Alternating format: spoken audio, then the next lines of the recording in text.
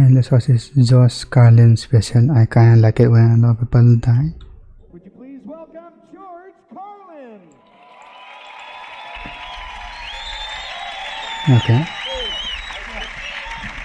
Hey, thank you very much. I appreciate that. When did this country turn into a nation of rats and squealers? Have you noticed this? Last 10, 15 years, rats and squealers and snitches, people spying on each other, turning each other in, calling the tipster hotline. If you see a crime, call the tipster hotline. Let me tell you something. It's not the tipster hotline. It's the rats and squealers hotline. What do they call it that? You know how many people use it? Yeah, lots of them. Because people have no principles anymore. We're living in a nation of stool pigeons. How am I trying Rat and squealers online. and call 1-800-SQUEAL on a truck driver? Sounds like a small thing, but it's not. It's an open invitation to be a rat. And that's what people are turning into. They cooperate with prosecutors, for Christ's sakes. Prosecutors, the worst kind of dishonest swine ever to crawl out of the devil's asshole. Just the worst fucking humans. And people make deals with them. They plea bargain. They betray their friends just to stay out of jail. That's what happened to those poor guys in the mafia. They sold each other out. Shit, when I was a kid, we looked up to the mafia. We admired and respected those guys because they had a code of silence. No one talked, ever. Now they squeal on each other, make a book deal, buy a fake mustache, and move to Pocatello, Idaho.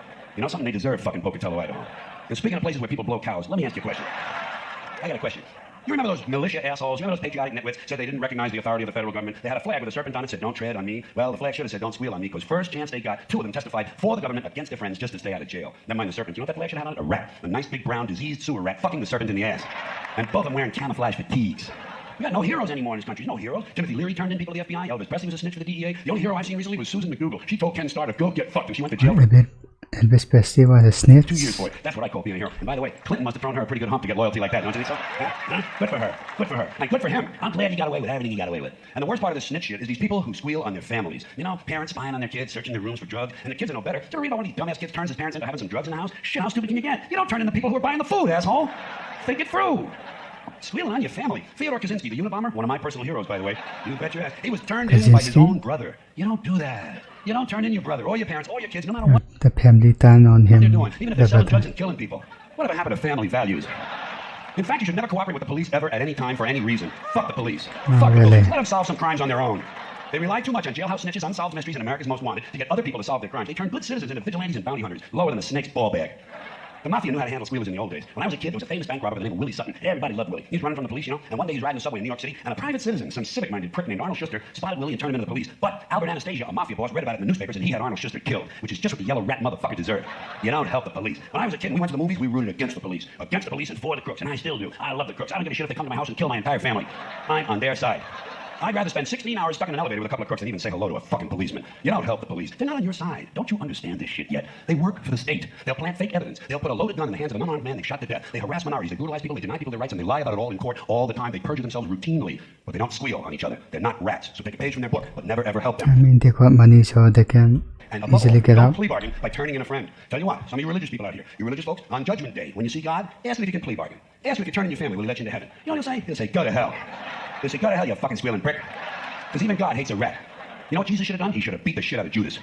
Just grab him by the beard and beat the shit out of him. Right in front of the other apostles. Make an example out of him. You fucking squealing prick, Judas, you cocksucker. Okay. You realize I could turn you into a fucking pillar of salt if I want? Turn you into a fucking monkey. Or I could be a fucking monkey. Where's the money? Where's the fucking $30? Give me the $30. I'm fucking buying beer for the rest of these guys. But they didn't fucking rat on me, you prick. But he didn't do that. He didn't do that. You know why? You know why he didn't do that? Because he believed in all this goofy love bullshit. But you notice something else? He did not plea bargain with the Romans. And he didn't squeal on the apostles, you know? He kept his big fucking yap shut, and he took what was coming to him. We can all learn something from Jesus. Even if it's not what we're expecting. Thank you. I appreciate that, folks. Excuse my allergy, but it's a better reason for blowing my nose on stage than I used to have. And a lot less expensive. Well, after a while, you do kind of grow up, you know? You realize that, well, a couple of lines of cocaine make you feel like a new man. Problem is, first thing the new man wants, a couple of lines of cocaine. You know? So that's like looking in the barber Yeah, don't do that. Here's something that bothers me. Surprise. When I'm flying first class and some guy from Coach comes up and takes a shit in our bathroom, you know? Don't you hate guys? You get back to your filthy Coach toilet with a tampon sticking out of the commode. Don't be coming up here and trying to upgrade your feces. Your super saver feces. Well, I think most people know by now, caviar feces smell much nicer than bologna sandwich feces. It's unfortunate, you don't like to tell people the truth. You don't want to point out class distinctions, but it's true. It's a function of socioeconomics. It's called the fecal differential. It has to do with diet as it relates to income. The lower the income, the worse the diet, the more disgusting the feces. And the same thing applies to farts. And the worst farts of all, the most horrendous farts in the whole travel experience can be found in the economy section of any plane coming in from the third world. It is fucking torture back there, folks. Underdeveloped country farts. Those people have farts that could kill cancer. The kind of fart that comes in handy if you have something that needs welding. Good one, dude. The kind of fart that if you let one go at home, 30 minutes later your plants are all yellow. The kind of fart that after 2 or 3 days you realize there are no more birds in your neighborhood. A fart that would eat the stitching out of Levi's. Can I get away with one more fart joke here? The kind of fart whereby the Centers for Disease Control declares your pants a level 5 biohazard. What happens is, in these third world flights, in the economy section, about an hour after the meal service, they quite often have these life-threatening fart emergencies. The FAA calls them TFIs, toxic flatulence incidents. The airlines call them code browns. Just as a hospital has a code blue, airlines have code brown, code brown. If you ever hear that, do not inhale. You are in a code brown. And the worst place to be is in the last 3 rows. Because what happens is these planes get flying so fast that all the most vicious, lethal, volatile, flammable, unstable farts get pushed toward the back of the airplane where they begin to build up pressure. And they build and they build and they build until they reach critical fart density. I'm not going in that and they continue back to then. flight until finally some kid turns on a Game Boy and boom! The whole back end of the plane blows off. And you know who gets blamed? Osama bin Laden. Terrorists get blamed for these explosions that are nothing more than cabbage fart detonations. And the FBI doesn't know. FBI don't know what to do. They're looking for explosives. They should be looking for minute traces of rice and bok choy. These are the kind of thoughts that kept me out of the really good schools and prevented me from moving swiftly up the corporate ladder. Because I was always complaining about something, always finding fault. You know something I'm getting tired of? Songs. There's too many fucking songs. That's all you ever hear. Songs. Songs? You know how many songs there are? Okay, every year 25,000 CDs come out, okay? 25,000. See if you throw out half the titles and say they're old songs being re-recorded, and you stay very conservative and say, well, 8 songs to a CD, that's still 100,000 songs every year. Yeah, nowadays it's a lot more, I Yeah, think. just this country. There's about 185 other countries out there, all of them pumping out songs. Probably not a lot of snappy tunes coming out of Rwanda these days, but there's got to be some. I'm telling you, it adds up. I'll bet you anything that if you counted every song ever written in the history of the world, in every culture since the beginning of time, by now, there's got to be 10 million songs. 10 million songs. They're not enough. Don't we have enough fucking songs for you people? You're telling me you're standing in the shower with 10 million songs out there, you can't think of something to sing? You got to have a new song? And they're all love songs. Don't you ever hear a fucking love I song? mean, all of them kind of sucks. Get somebody write a song about something else. Maybe it's a broken heart, broken heart, broken heart. Fuck that. What about a fractured cheekbone? How about a punctured lung, huh? We'd like to see some good-looking chick with long hair and big tits stand up on stage singing about a punctured lung, which will make my fucking weekend. No one is writing these songs. How about a song about a fire in a nursing home? Huh? All right, a daycare center. Okay, a church. A crowded church. How about a song about a guy who gets his legs caught in a wood chipping machine?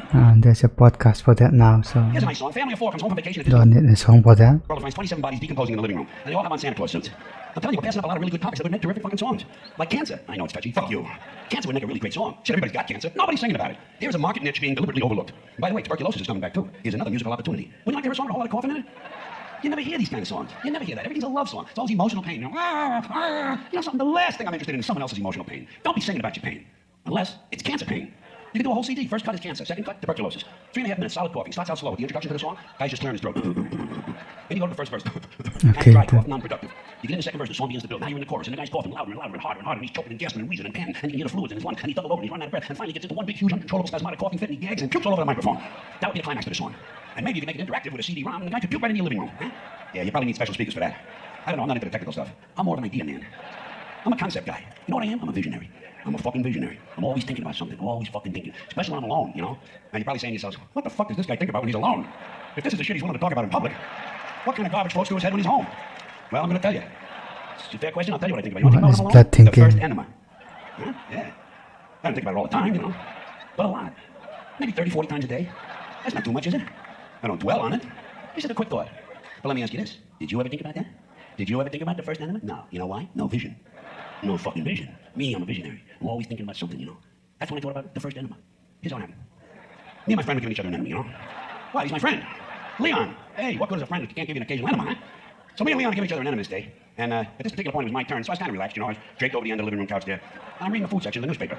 Always looking for a good veal recipe, I'm looking through there, we're talking back and forth. Me and Leon, we're talking about hockey, we're talking about the NASDAQ. We're talking about how sometimes if you rub your eyes real hard, you can see kind of a checkerboard pattern, And suddenly, out of the blue, I turn to Leon. Well, I couldn't turn all the way around. But over my shoulder, he says, hey, Leon, I wonder whoever came up with the first enema. Well, he flipped. He had never thought of such a thing. He practically dropped the equipment he was holding. And that thing is heavy. It's a fire hose. Number 12 with a zoom nozzle. But it leaves you feeling really refreshed. So we started talking about the first enema. Because when you think about it, there had to be a first enema. There had to be a first one. Everything has to happen once for the first time. Some guy. Who did it, Paris? Just sitting there at the think of the enema. And I'm sure it was a guy. This does not sound like a lady's thought. Some guy. He's a long time ago, this guy probably was making spear tips or some shit. Sitting there carving a fertility fetish for his girlfriend, something like that. Suddenly he thinks to himself, you know something? I think it would be a really great idea if I would squirt a whole bunch of water up my ass. And then just let it all run out. I'll bet I would feel a whole lot better if I did that. And then, just do diarrhea then. after he thought of it, dig this. After he thought of it, he had to explain it to the other people. And test it. Something like that you're going to want to test it. You probably want to test it on someone else because you wouldn't try it on yourself. But when you have to be subtle, don't you think you need kind of a subtle approach? Hey, Joey, turn around, I got a surprise for you. I'll turn around. Whoops, I dropped my rock. Would you pick it up for me, please? Oh, thank you. Hold still. Okay, relax. Take a deep breath. Take a deep breath, Joey. Through your mouth, please. No, through your mouth, Joey, please. These are new shoes. Okay, relax. It's a new thing, Joey. It's called the enema. Yeah, I thought of today during lunch. That's right, I had the veal. Tell the truth, Joey. Did you like it a little bit, huh? Yeah, I kind of got a kick out of myself. You want to go again? I'm only kidding you. I wouldn't blame you if you didn't want to. That was pineapple juice and sand. Joey, guess what? We're engaged. I'm only kidding. Look, I gotta go home and wash off my legs. I'll see you at the dance. Okay? Some guy had to think of how. Why? Why would it even enter your fucking mind? I'll tell you why. I'll tell you, because the guy was thinking big. The guy was a visionary. Probably made a fortune. It's a big business now. Colonic irrigation, they call it. Big in California. Everybody in that state squirting something up somebody's ass. And getting paid for it. You know what I'm waiting for? Enemas Online. Electronic digital enemas. They'll have it. You want? Some guy's home tonight. e.numa.com/pineapple juice. Some visionary's home tonight trying to get a mouse in his ass. Probably a Macintosh guy, you know? So we're always ahead of the curve. Yeah. Good ideas, good fucking ideas. แม่กาย As usual tonight, I've been doing a lot of complaining, a lot of criticizing, and people seem to like that. I thought maybe by now, you might be ready to hear about something I like. Would you want me to tell you about something I really, really like? Huh? Fatal disasters. Big fatal disasters with lots of dead people. Oh, no. Because I kind of like it when a lot of people die. Some people like macrame, some people like doing the mambo. Me, I like a nice train wreck. Fire in a paint factory, you know? Ship going down, plane blowing up, 500 guys trapped in a mine with no air, no water, and one little box of Junior Mints. I like that. It's exciting. To me, anything that kills a lot of people is exciting. You know the best thing I can hear on television? We interrupt this program. You know the worst thing I can hear? No one was hurt. Ah, shit, no one was hurt. I get depressed, you know? Because I'm always rooting for a really high death toll. That's why I like the natural disasters, the big natural disasters that no one can control. Tornado, hurricane, earthquake. Tornadoes are great because there's hardly any warning, you know? So you can get in there and fucking nail some people. hidden thoughts that no one wants to say. Sleep. Another nice thing about a tornado, no one can find their cat. Which I think is fucking interesting. Then you got a hurricane. Hurricane is completely different because there's a lot of warning. So unfortunately, you don't get the really nice high fatality numbers. But on the bright side, it lasts a longer time, and you do get widespread property damage, which is always a good thing. Another nice thing about a hurricane, sometimes it'll change direction, you know? They come in, hit one city, then hit a fucking city, then they lose strength and you get discouraged. So they go back out over the ocean, pick up strength, they come back home, nail another fucking city. So it's kind of like two for the price of one. Weather-wise, it's a good value. Now, earthquakes. You would think with an earthquake, here is a golden opportunity to put up some really big numbers. Fatality-wise, property-wise, it seems like it's a win-win situation all the way around. Trouble with these earthquakes is they never seem to hit downtown in a big city. And they're awfully weak. Have you noticed how weak these earthquakes in America, out in California, these people, they get an 8.5 and 9.7. You know, it's pussy stuff. You know what they need in California? Nice big fucking 29. There, boom. Big powerful fucking 29 there. Big city downtown. It's a big one in the tsunami in 2011, I think. 10 years of aftershocks. Japan. Aftershocks averaging 18.6. No, 23.5. Give these laid-back assholes something to talk about on the beach while they're waiting for the Red Cross to come and pick them up. I like all that shit. Tidal wave, volcano, monsoon, forest fire, avalanche, a famine. Huh? Come on, you can't beat a fucking famine. First of all, with a famine, you get to see Sally Struthers on television a whole lot more. But the best thing about a famine is it lasts a long time, sometimes more than one generation. So you could wind up with a couple of million dead motherfuckers, you know? To me, you can never have too many dead people. That's why, you know what my favorite disaster would be? And Jesus, I pray for one of these. An asteroid. A big fucking asteroid. And I mean big, never mind this shit that destroyed the barn. I'm talking about a big hunk of rock the size of Minnesota. A flaming asteroid the size of Minnesota screaming through the atmosphere and smashing right into, hey, Minnesota, huh? What the fuck? You can never have too many dead people. And I don't care who gets killed. I don't care who it is. As long as it's not me. Or someone close to me. Although to tell you the truth, it's a nice big... There are too many scientists Yes, that's good. The people close to me are on their own. Fuck them. destroying the asteroid. My responsibility. And I know what you're thinking. You're saying, well, that's all very cute and clever, George, but you feel a whole lot different if one of your loved ones ever got killed. And I think, no, I wouldn't. Not really. Maybe it'd be a little less fun than usual. But as long as a lot of other people died, I'd be fine. I'd get over it. Because I really like big disasters. And I'm always hoping things get worse, you know? I'm always hoping no matter what the original problem is, it leads to bigger and bigger complications that get completely out of control. Like if a downtown water main breaks in a big western city and it floods out an electrical substation, causing a power failure that knocks out all the traffic lights, creates a citywide traffic jam, and emergency vehicles can't get through, you know? And at the same time, one of those month-long global warming heat waves comes along, but there's no air conditioning and no water for sanitation, so cholera, dysentery, smallpox, and typhoid fever break out, and thousands of people get infected and start dying in the streets. But before they die, parasites eat their brains. And so they storm the hospitals looking for treatment. The hospitals can't handle all the emergencies. So the infected people start strangling the doctors and stripping off their clothing, lighting them on fire in a big pile in front of the hospital. And the flames drive them even crazier, so they start stabbing social workers and garbage men. And then they light the buildings on fire, and a huge wind comes along, and the entire city begins to burn. And then the people who aren't infected yet, the well people, they get pissed off and they start beheading and burning at the stake all of the sick people and breaking into their homes and trying on their underwear. Then everybody takes LSD and gets drunk, smokes PCP and crack, and they go completely out of their fucking minds and they start defecating in the public library. And they march on City Hall and start butt-fucking each other in front of the statue of Samuel Gompers. And at this point, it appears that pretty soon things are going to get out of control. So everybody panics and tries to leave the city, trampling each other to death on the highway by the thousands, and their corpses are eaten by wild dogs. And the wild dogs chase the rest of the people down the highway, and they pick off the slow ones and the old ones one by one because they're in the It's fucking a series of events. fast lane. And the people, the lucky ones who manage to get all the way out down, realize when they get there that big sparks from the city have lit the suburbs on fire, and the suburbs burn out of control, and thousands of identical homes have identical fires with identical smoke, killing all the soccer moms and guys named Todd. And the suburbs light the farmlands on fire, and the farms burn intensely at 400 degrees, creating millions of baked potatoes. And as the farms burn, the farmhouses and the barns begin to explode from all the hidden methamphetamine labs inside them. And the meth chemicals run down the hill into the streams and rivers, where the wild animals drink the water and get completely geeked on speed. And as a result, bears and wolves, yapped on cranks, start roaming around the countryside, looking for people to eat, even though they're not really hungry. And the fire spreads to the forest, and the forest burn intensely, and hundreds of trolls and elves and fairies come running out of the woods, screaming, Bambi is dead, Bambi is dead. And he is. Finally, the fucking fruity little Bambi is dead. And now hundreds of regional fires come together into one huge interstate firestorm, and all 12 of the western United States are burning out of control, except Utah, where the Mormons don't allow fire. And as the firestorm reaches the Midwest, fierce 200-mile-an-hour winds push it across the Great Plains, toasting the wheat, cooking the cattle, and producing a strange hamburger smell. And now the fires leap the Mississippi and race through the South, destroying trailer parks and killing millions of inbred people. And finally, now the fires turn northeast and head for Washington, D.C., where George Bush can't decide if it's an emergency or not. So the fire goes to Philadelphia, but it's a weekend and Philadelphia's closed. So it goes to New York City, and the people in New York tell the fire to go fuck itself.